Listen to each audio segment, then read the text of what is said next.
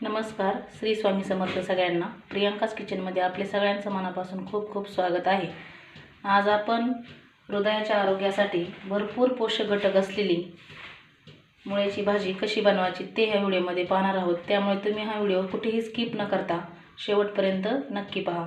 चला तर मग वेळ न लावता रेसिपीला सुरुवात करूया.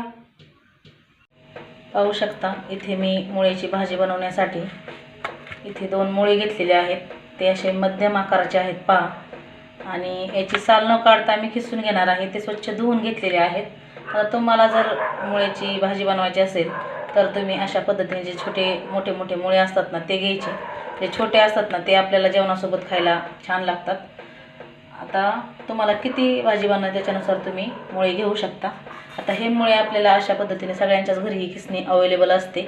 तर ह्या खिसणीने हे सर्व दोन्ही पण मुळे मी खिसून घेणार आहे.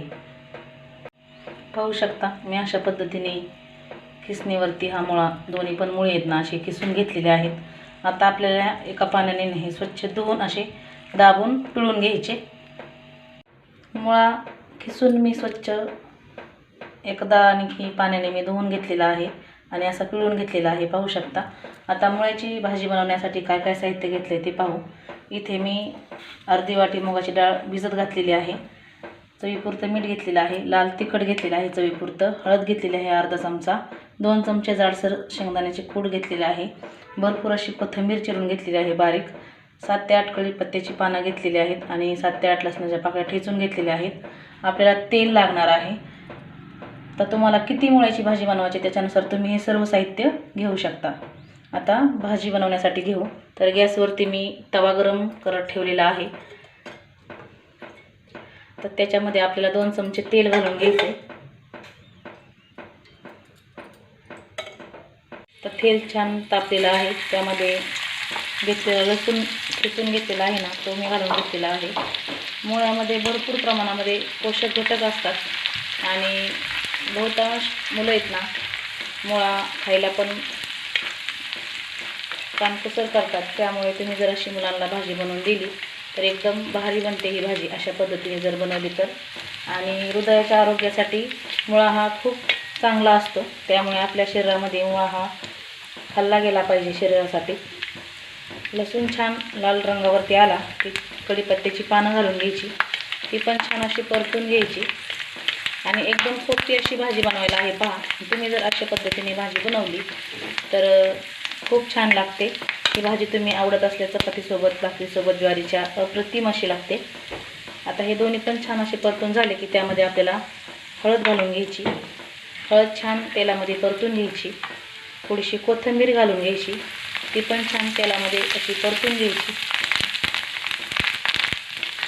त्यामध्ये चवीपुरती घेतलेली जे आपण लाल तिखट आहे चवीपुरतं घेतलेलं मीठ आहे ते घालून घेतलेलं आहे. गॅस मी फोडणी देताना कमीच केलेला आहे.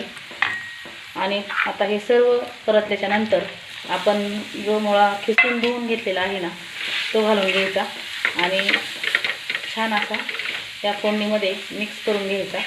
गॅस कमीच ठेवायचा. आणि ही भाजी बनवण्यासाठी मी लोखंडी तव्याचा वापर केलेला आहे. लोखंडाच्या तव्यामध्ये ही भाजी बनवल्यामुळे आणखीनच पौष्टिक बनते. कारण लोखंडाच्या तव्यामध्ये बनवल्यामुळे आपल्या शरीराला लोह मिळते. त्यामुळे जास्तीत जास्त लोखंडाच्या भांड्याचा वापर करा. आता हे सर्व हळद मीठ आणि तिखट हे या मुळ्याच्या पिसाला लागेल इतपत आपल्याला हे छान असं मिक्स करून घ्यायचं. हे छान असं मिक्स झालेलं आहे पहा. तर त्यामध्ये आपण भिजून घेतलेली जी डाळ आहे ना मुगाची ती घालून घ्यायची. डाळ पण छान अशी मिक्स करून घ्यायची.